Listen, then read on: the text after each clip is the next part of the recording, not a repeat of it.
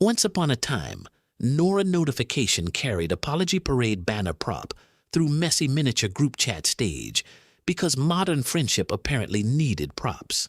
The prop was small, polite, and wildly overqualified for the simple job of helping people behave like people.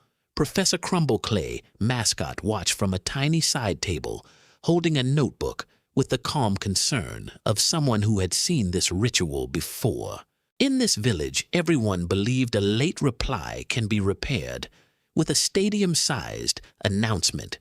This is the story of the group chat apology tour, retold as a tiny clay disaster with excellent posture and questionable group instincts. Nobody said this belief out loud, because saying it out loud would make the furniture uncomfortable. At first, Nora Notification tried being reasonable, which is a brave choice in a room full of feelings wearing party shoes. The tiny rule was simple: own the tiny mistake. It was not a law, a curse, or a rejection letter with better lighting. It was just a human limit, standing quietly in the corner and hoping not to become a whole evening. Unfortunately, the village heard a tiny rule and immediately built a ceremonial problem around it. First, one missed message turns into a ceremonial statement. Everyone nodded like this was normal, because social life rewards confidence even when confidence has brought no useful tools. Then everyone brings receipts, shaped like polite confetti. Nora Notification smiled the smile people use when they are trying to stay kind and not become a public service announcement. Professor Crumble Clay, mascot, wrote down one note: the mess was not evil, only extremely rehearsed. That is the special magic of modern social life. Nobody wants trouble, but everyone arrives, carrying a tiny instruction manual for it. Soon, the apology gets longer than the original problem. The room changed temperature by 2 emotional degrees. Someone suggested a compromise, which meant the simplest possible answer would now need snacks witnesses and a follow-up message. Nora Notification looked at tiny screenshot folder prop and realized the prop had become a committee. The committee had no chairperson, but it had many opinions about tone. It also had a talent for making one small sentence feel like a national holiday for awkwardness. By the middle of the story, every person was technically being nice. This made the disaster harder to criticize, like a cake made entirely of good intentions and nervous frosting. The problem was not that people cared too little. The problem was that caring had been converted into paperwork with a cute face. Nora Notification tried explaining the difference between kindness and unlimited access. The explanation landed softly, then bounced off 3 decorative assumptions and rolled under the nearest chair. Across the room, Professor Crumble Clay, mascot, lifted one eyebrow, which in clay language means the syllabus has caught fire.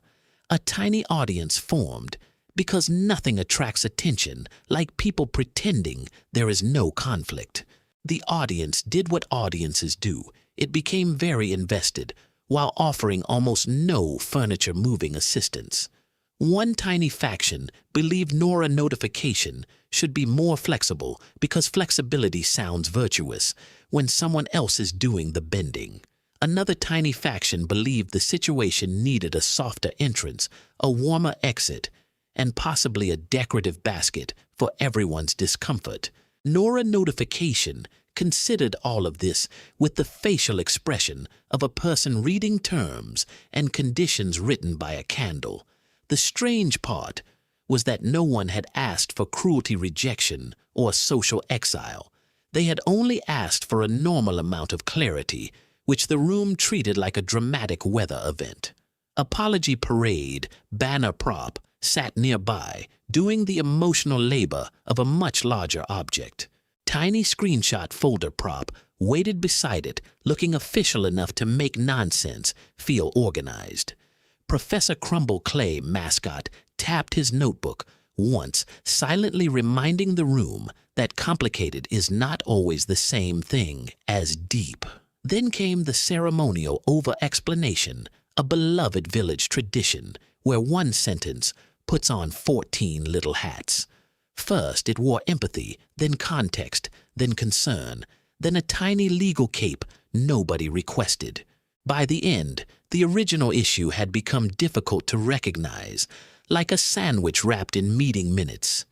Still, the truth stayed tiny and stubborn in the middle of the table. It did not require a villain, a dramatic exit, or a heroic speech beside a fake plant. It only required somebody to stop confusing discomfort with danger. That distinction mattered because social life often sells avoidance as kindness with better manners. Avoidance can look peaceful for a while, especially if everyone agrees to smile directly at the carpet. But eventually, the carpet learns everybody's secrets and becomes the most powerful object in the room. So Nora Notification tried again this time, without decorating the sentence until it became unrecognizable. The words came out plain, not sharp, and the plainness made them surprisingly hard to argue with. A few shoulders lowered. A few assumptions lost their tiny uniforms. The village did not applaud, because real progress rarely enters with confetti. Somebody whispered that maybe own the tiny mistake sounded harsh. Somebody else whispered that maybe ignoring it was harsher, just less honest, and therefore easier to decorate. That was when the story finally stopped being about apology parade banner prop. It became about the ancient social sport of making clear communication feel suspiciously dramatic. For a moment, the whole village stood inside the weird little lesson. They could keep polishing the performance, or they could admit the obvious thing sitting in plain sight. Nora Notification picked up tiny screenshot folder prop and set it down with the seriousness of a tiny judge returning a spoon. The rules stayed the same, but the voice around it got smaller, warmer, and less interested in winning. Nobody exploded. The ceiling did not collapse. The friendship economy did not shut down for repairs. Instead, one person blinked, another person exhaled, and the room remembered it had chairs for a reason. That was the miracle. The boundary choice or honest answer did not break the village. It only broke the little ceremony that insisted everyone pretend forever. After that, the group chat discovers that repair works better without a marching band. The change was not glamorous, which is usually how you know a social lesson might actually work. Professor Crumble Clay, mascot, closed his notebook and gave Nora Notification the respectful nod reserved for survivors of unnecessary etiquette theater. The village did not become perfect. It simply became harder to bully people with politeness wrapped in ribbon. An apology parade, banner prop, returned to its humble job, looking decorative, useful, and no longer responsible for everyone's emotional weather.